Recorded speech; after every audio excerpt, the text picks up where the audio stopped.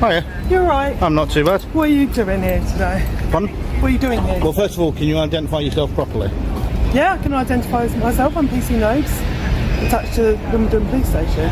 And your shoulder number? You can see my shoulder number. Well, not everyone can read numbers. That's why I'm asking you to Can't identify. read. Okay, it's 3199. See how No worries. And yourself? My name's PC Brito and my shoulder number is 246 Cool. Thank you very much. And what are you doing here today? I'm doing a bit of filming. Okay. For any particular reason or? No, that's it. No, just want to film backdates of the police station. Are you willing to give us your name or anything like that? Why would I need to give you my name for? You don't need to, I'm just asking. Yeah, I know, but why would I need to? You don't need to. Thank you. Yeah, I'm asking, would you like to give us your name? No. No, you wouldn't. No. Okay. Where are you from? Do you know? That's irrelevant. Pardon? That's irrelevant. It's irrelevant? Yep. For what? Well, why did it matter where I'm from? It doesn't, I'm just asking. Okay. These are just normal questions I'm asking. Yeah, but if it doesn't matter, then there was no need to ask it. Okay. The encounter begins with the female officer jumping straight to one thing. Claude's name. No offense, no suspicion, no lawful reason. Just an attempt to extract private information she had no legal right to demand. Under UK law, unless someone is suspected of specific conduct, such as antisocial behavior under Section 50 of the Police Reform Act, they have no obligation to identify themselves. Claude knew that, and he stood his ground completely within his rights. That should have ended the exchange. Instead, she pivots. "Where are you from?" she asks, as a geography somehow explains standing with camera in public.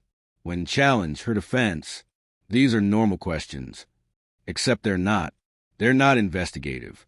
They're not supported by suspicion or evidence. They're fishing trips, and none of it changes the simple truth. Filming in public is legal, and no amount of casual probing can rewrite that. Under no obligation to give you my name. Well, at this moment in time, I'm going to detain you for a purpose of search. I'll be searching today under Section 43 of the Terrorism Okay, Act. right. Under Section 43, you need to give me the specific part of Section 43. Don't just give me a number, you need to give me the specific part. And also as well, okay, to do with actually having so-called evidence to use Section 43, you need to make sure that you get this done correctly, and you tell me what site, what actual part of Section 43.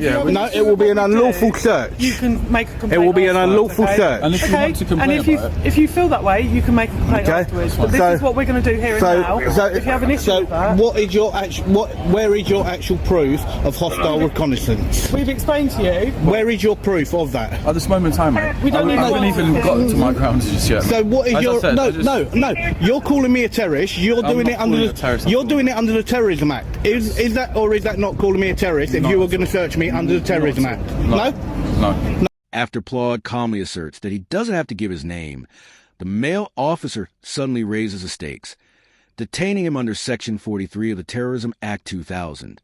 That's no small step. Section 43 grants one of the most serious stop powers in British law, meant only for situations where there's reasonable suspicion of terrorism. Refusing to give your name isn't terrorism, and it's not grounds for invoking that law. Claude responds exactly as he should, asking for specific wording, the legal basis, the justification. But the officer can't produce any of it. No citation. No articulated suspicion. Nothing linking Claude's conduct to terrorism. And that's telling, because the law requires those grounds to be clearly stated before any search begins. What this exposed wasn't terrorism prevention. It was overreach, plain and simple, either from ignorance or indifference to the law. Make sure that you quote me the specific part of Section 43 that you're going to do this under. As I said, you'll be searched today. No, you need to make sure that you actually give me the specific part of Section 43. The reason being why I'm searching today, sir, is because you've been quite evasive towards us when we come and... What, because I don't want to give you my name? Yes. Okay, am I under any legal obligation to give you my name? However, so how is that then... How is that then... You're not really giving Well, it's a public building, I'm standing in public. Well, hang on. Is that against the law? What I'm doing is it against the law? To be searched. Okay, but you're searching me under the Terrorism Act. Okay, so your reasonable suspicion, what is it? We're going to search you. Okay, right. Well, we'll go for it. Okay, but it will be. It's completely unlawful. Well, then you can make a complaint afterwards. Okay. It's completely unlawful. Okay, and abuse of powers. If you feel like that, make a complaint afterwards. Right, because I would really want to know. Don't worry. Yep. and I will carry on recording. So you're going to be searched. That's fine. You'll be searched today. Okay. As I said, the grounds being for the search is, because you've not really given us an actual I don't have to give you my name. You've been evasive. Well, you've already said that it's because I won't give you my name. You've also been quite obstructive at the moment in time with the search. When Claude presses harder, the officer brushes him off. Make a complaint. That's not accountability. That's defiance. It's a way of saying, I know I'm wrong, but nothing will happen anyway. Then comes a real admission. The officer finally explains the grounds. Not terrorism, not reasonable suspicion. Just that Claude refused to answer questions. That's not suspicious behavior. That's exercising a lawful right.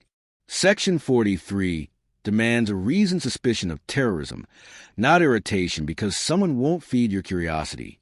By lowering that threshold to, you didn't tell me what I want to hear, the officer didn't just misapply the law, he gutted it, replacing legality with ego. Because I'm questioning the law. That's fine. And also, the reason why we're searching today is because you've literally the only place that we've actually saw you search or film was the actual back door of a police. Well, that you've seen. That's fine. That you've seen, which is a bit suspicious, and that's why I'm doing it. No.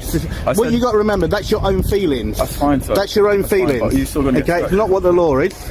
You'll be detained and you will be searched today under Section 43 of Terrorism Act. All right. Have you been searched before, sir? That's irrelevant. It might be irrelevant. That's irrelevant.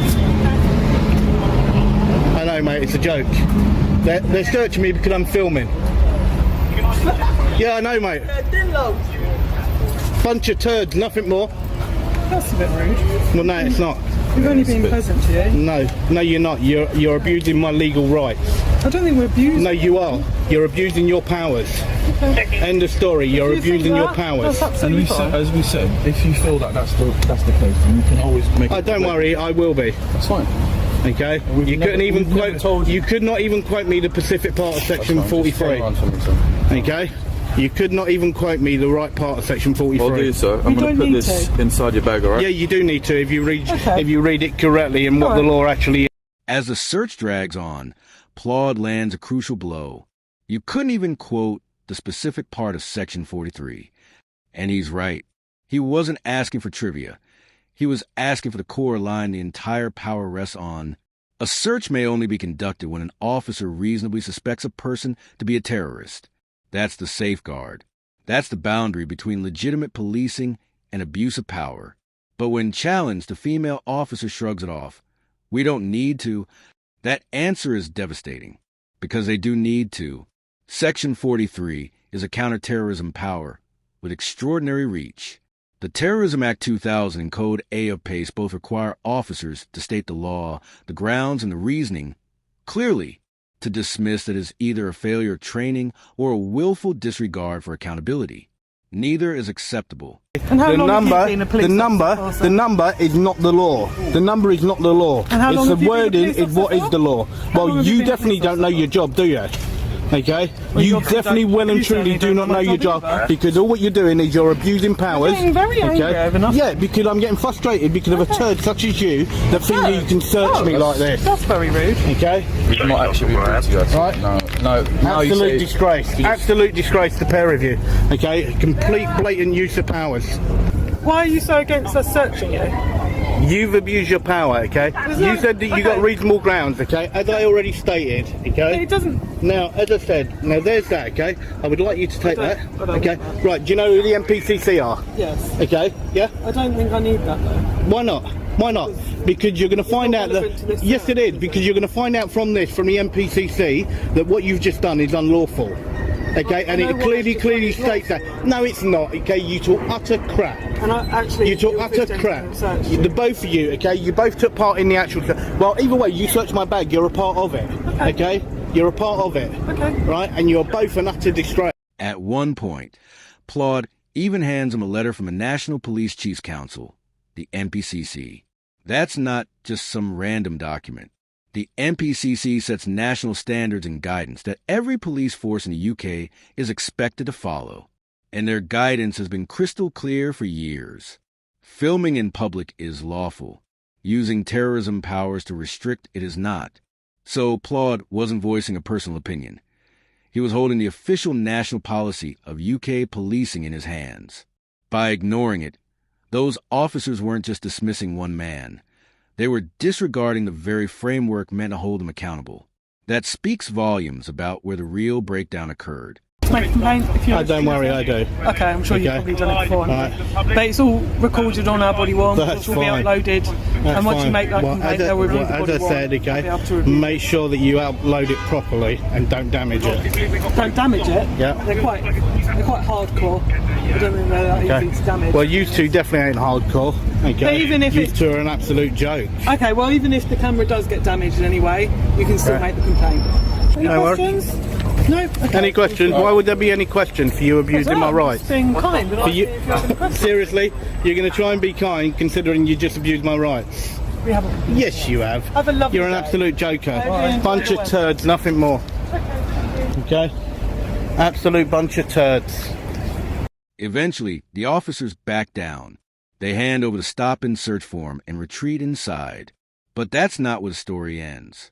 Later, Claude reveals he was offered a £1,500 settlement, a quiet payout to make the issue disappear. He refused. That's not a small choice. Most people would take the money and move on. But Claude wants this tested in open court, where the officer's conduct can be examined under the full weight of the law. It's not about compensation. It's about accountability, precedent, and public record. And that means this case won't be swept under the rug. Just a couple of quick updates. So first of all, on these two tyrants here, I've had an offer of £1,500, but it's been declined, and that's how it'll be because I want them in court. And if this case reaches court, the outcome could be far more significant. While £1,500 might seem generous, unlawful stops and false imprisonment cases have historically led to payouts of £5,000, £10,000, sometimes even more when aggravated damages apply. But the money isn't the point. Settlements are private. No admission, no record, no lesson learned. A court judgment, on the other hand, is public. It exposes failures, marks the officer's record, and sets a precedent for everyone to see. That's why Claude's decision matters. He's not chasing a payday. He's forcing accountability. This entire encounter reveals just how thin the training really was. Section 43 is supposed to be reserved for the gravest suspicions. Yet here, the officers couldn't quote it, couldn't justify it, and clearly didn't understand it. That's not just sloppy, it's dangerous. Extraordinary powers in untrained hands become tools of intimidation, not instruments of security. Even when presented with the MPCC's own guidance, they ignored it, choosing pride over professionalism. What we witnessed wasn't policing grounded in law. It was policing driven by ego. Each time Claude stood on his rights, their frustration grew, until finally they reached for a terrorism power they couldn't defend. That's not counterterrorism. That's face-saving. And the damage goes far beyond one encounter. It highlights systemic cracks in training, accountability, and oversight.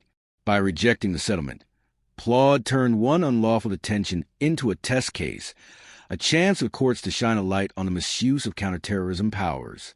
Win or lose, the outcome will echo across the system, because this isn't just an audit, it's a reckoning. That's it for today's breakdown. If you found this coverage insightful, make sure to like, comment, and subscribe. It really helps independent reporting.